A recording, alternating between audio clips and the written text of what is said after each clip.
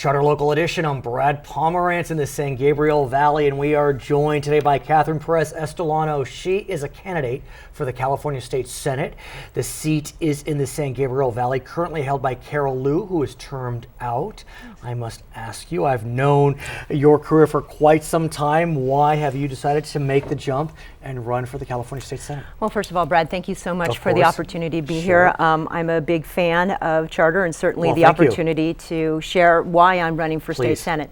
I believe that this is an amazing opportunity to bring forth the big issues that I think are pressing on the state. In particular, jobs. Second is housing. Third is transportation. And fourth is the protection of the parks and open space that we have. 80% of the district that I'm running for is basically the Angeles National Forest. And we haven't been taking care of it. And I'm really concerned about its condition following the drought.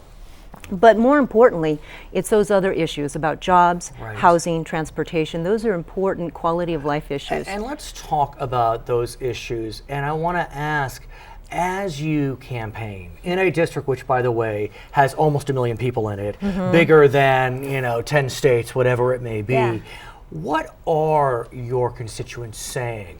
Are they concerned about jobs? Is it transportation? Is it the San Gabriel Mountains? What's on their minds? Well, before I decided to run, I actually sat down with some of our larger employers to understand what are the issues that they're facing.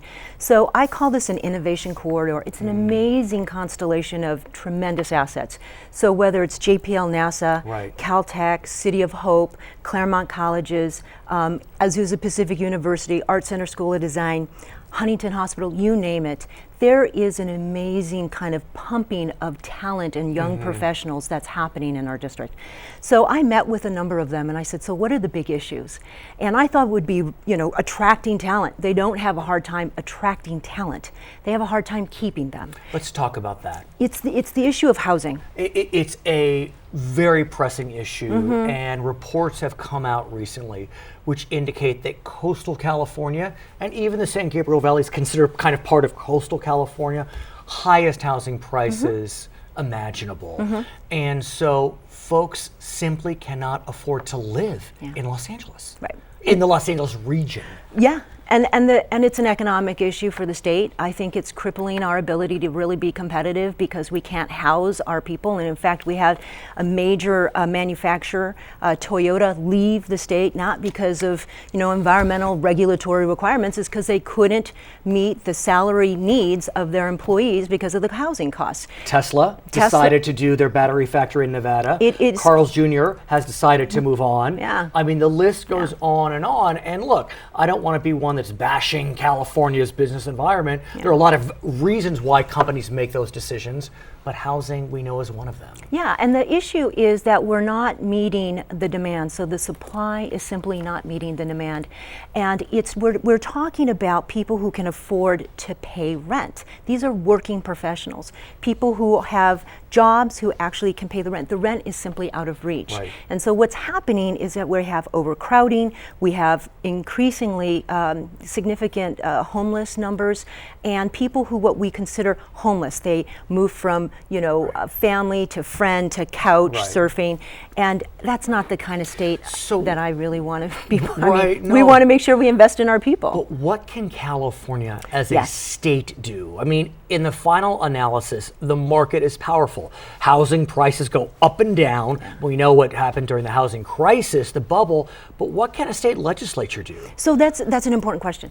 The state used to have tools where cities could work with state resources to be able to develop what's called workforce housing or affordable housing. Are you discussing redevelopment? Yeah, when we had redevelopment, it was a tool that we had. And I'm not talking about redevelopment 2.0. I'm talking about rebuilding our communities 1.0, where we link the issues of jobs with housing, with climate change. All these things can come together. But I do want to interrupt, if I may, and talk about redevelopment, because even though many folks, including yourself, aren't looking for redevelopment 2.0, it's hard to deny that redevelopment, you can say a lot of things about it, but it allowed cities and counties to incentivize the building of affordable housing. That's right.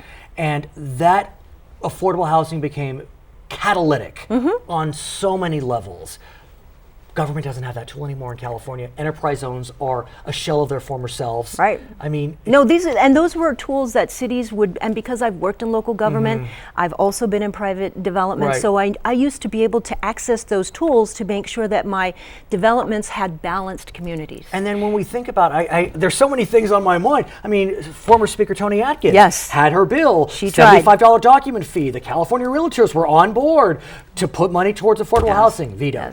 And she couldn't get it through. And that is the problem, is that she didn't have, I think, enough partners and allies in different, whether it was in the upper house or in the assembly. Now she's moving on to the state senate. Presumably, yeah. Presumably. And so the opportunity is to work with people like Toni Atkins and others who understand what the cities need in terms of being able to deliver affordable housing. Tell me. So there's financing tools. And I don't want to get too much into the weeds. Into the weeds. Into it. But the thing is that the state has actually mandated that we reduce our greenhouse gases. They haven't stated how to do that. We know how to do that. If you work with city and city building, what you know is that you have to be able to co-locate activities together. So in the San Gabriel Valley, we have the Gold Line coming through. Amen. We should be building housing. We should be building student housing.